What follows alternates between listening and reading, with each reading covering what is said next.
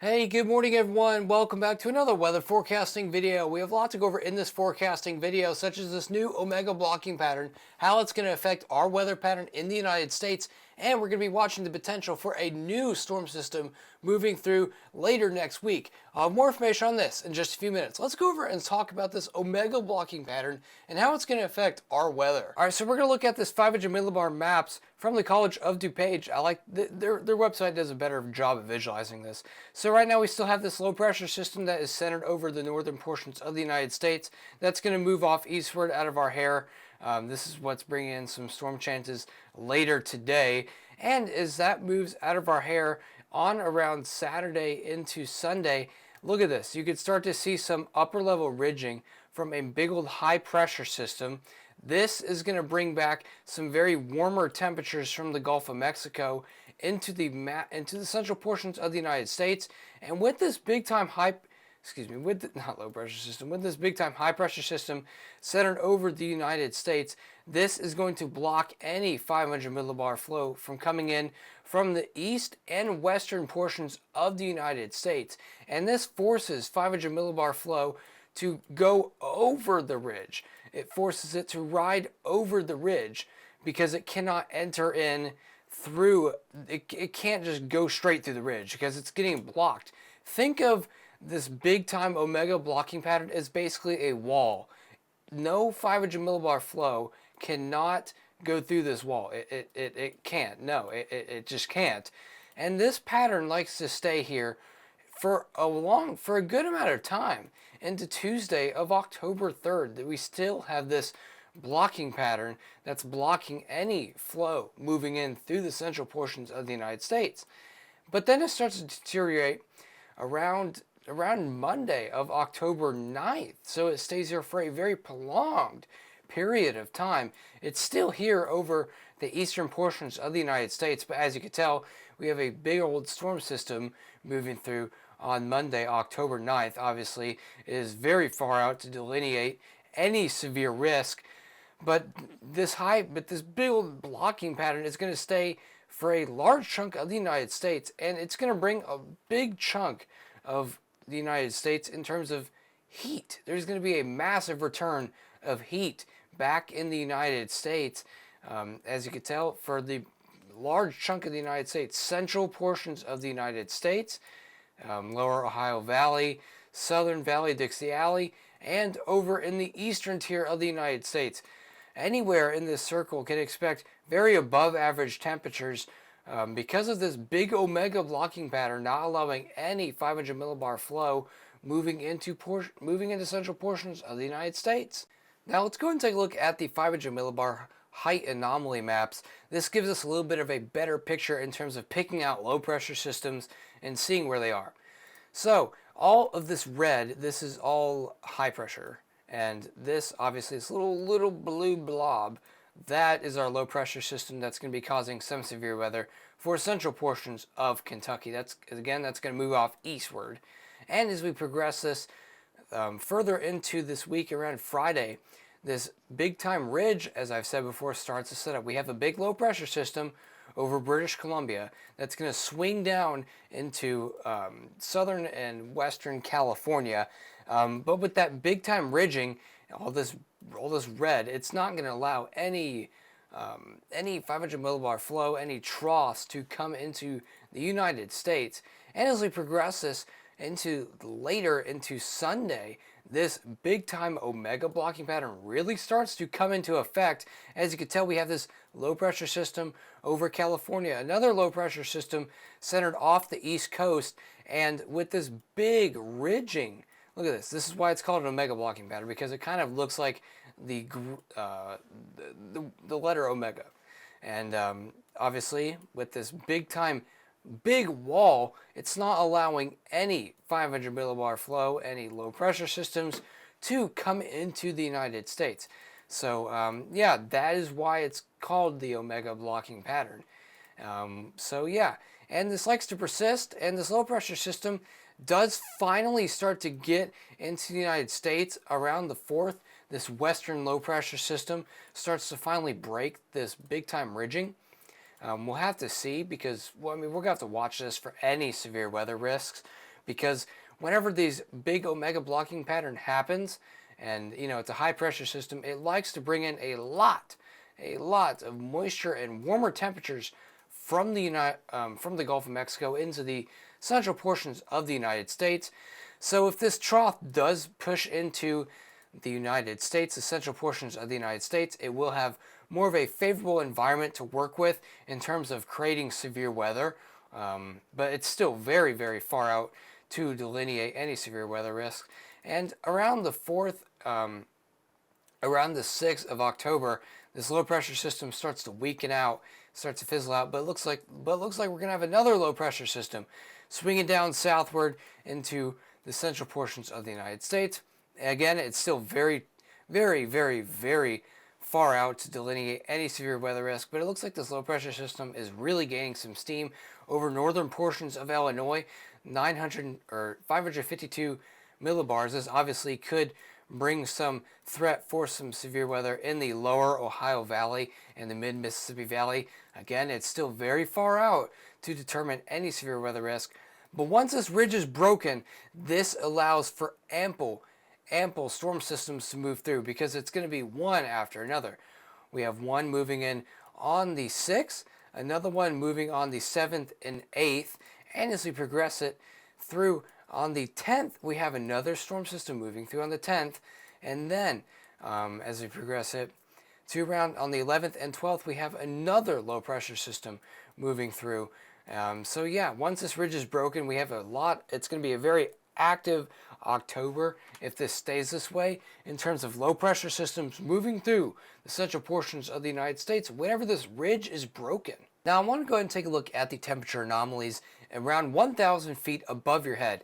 Obviously, blue temperatures are confirming more below average temperatures, and the red temperatures are more above average temperatures, more than usual, what you would expect.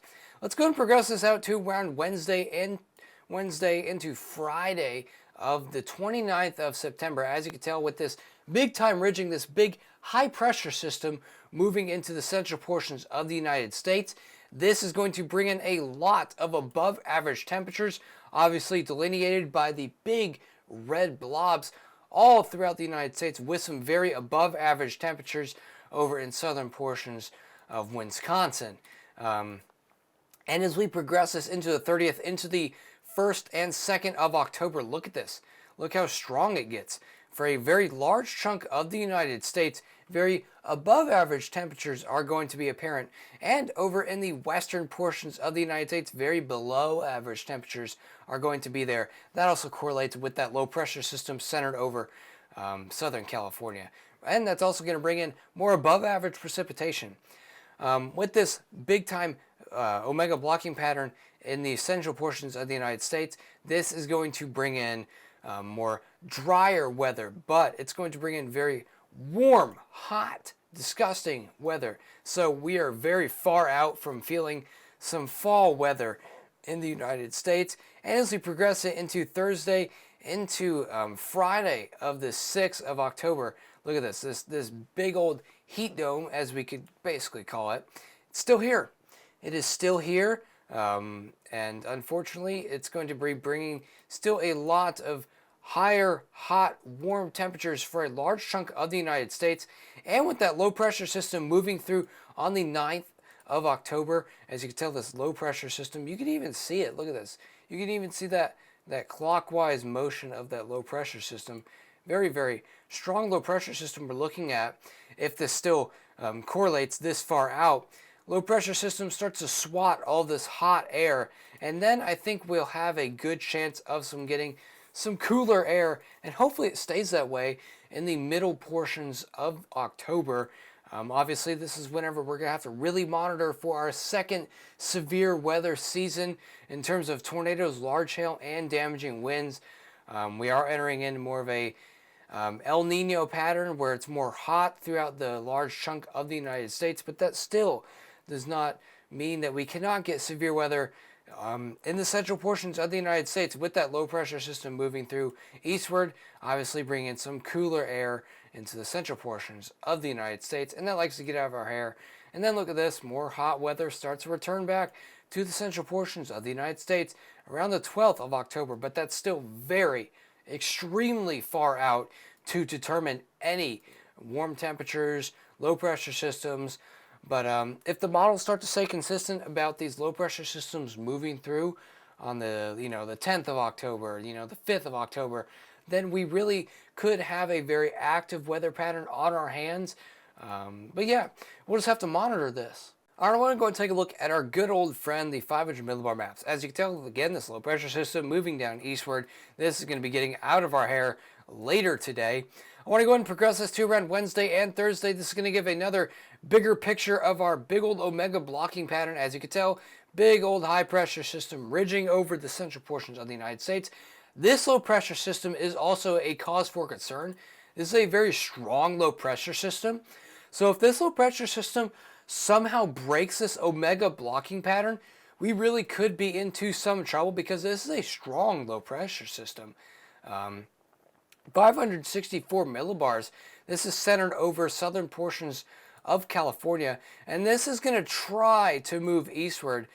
But with this ridging in effect over the central portions of the United States, it's going to force this low pressure system to move up and over the ridge.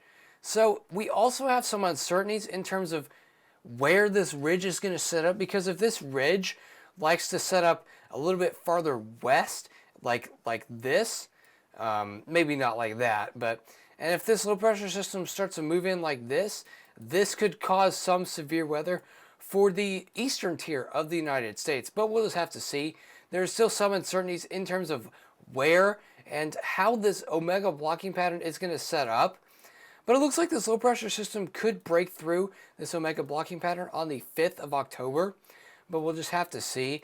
And then as we progress it to around the 10th of October, again, that strong low pressure system starts to move through on the 9th and 10th of October, bring in some cooler temperatures, but also bring in the threat for some severe weather. That is very far out.